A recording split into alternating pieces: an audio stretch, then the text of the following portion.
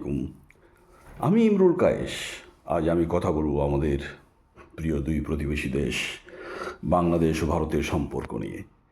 এই সম্পর্ক শুধু রাজনৈতিক নয়, এটি ইতিহাস, সংস্কৃতি, ভাষা, রক্ত, আত্মার সম্পর্ক। 1971 সালে মুক্তিযুদ্ধে ভারতের সমর্থন বাংলাদেশের ইতিহাসে এক গুরুত্বপূর্ণ অধ্যায়।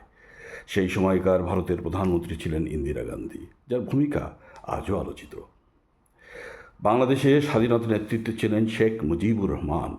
এই দুই দেশের সম্পর্ক সেই সময় থেকে এক বিশেষ আবেগে গাথা।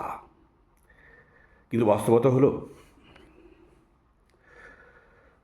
সবাই একইভাবে ভাবে না। যারা ভারত বিরোধী তারা মনে করে সীমান্ত সমস্যা আছে, বাণিজ্যে ভারসাম্যহীন, রাজনৈতিক প্রভাব নিয়ে উদ্বেগ রয়েছে। কেউ কেউ আবেগের বশে কঠোর মন্তব্য করেন। এই দৃষ্টিভঙ্গি পুরোপুরি অপেক্ষা করা ঠিক নয়, তাদের অনুভূতিরও মূল্য আছে।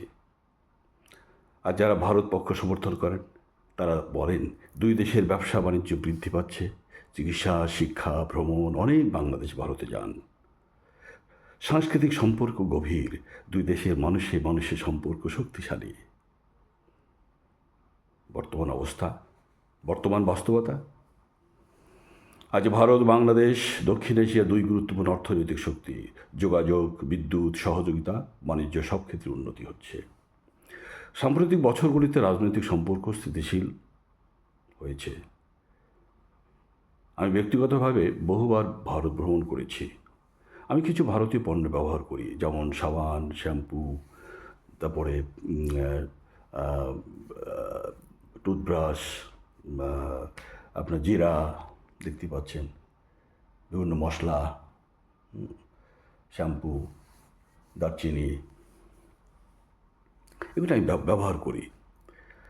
মান ভালো, দাম তুলনামূলকভাবে যুক্তিসঙ্গত, সহজলভ্য।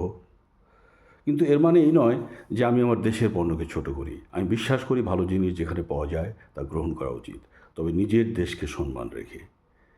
আমাদের বুঝতে হবে, ঘৃণা দিয়ে সম্পর্ক গড়ে না, আবেগ দিয়ে রাষ্ট্রনীতি চলে না। বাংলাদেশ ও ভারত দুই দেশই একে অপরের প্রতিবেশী।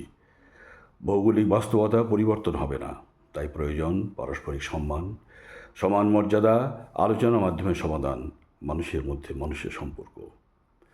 তাছাড়া ভারত বাংলাদেশ কখনো সম্পর্ক খারাপ করা যাবে না। আমি বিশ্বাস করি আমাদের পার্শ্ববর্তী দেশ ভারত প্রতিবেশী ছাড়া কোনো মানুষ চলতে পারে না।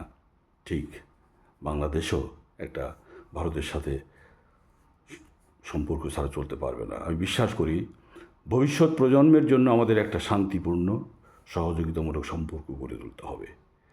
সমালোচনা থাকবে, মতভেদ থাকবে, কিন্তু শত্রুতা নয়। বোঝাপড়াই হওয়া উচিত আমাদের পথ।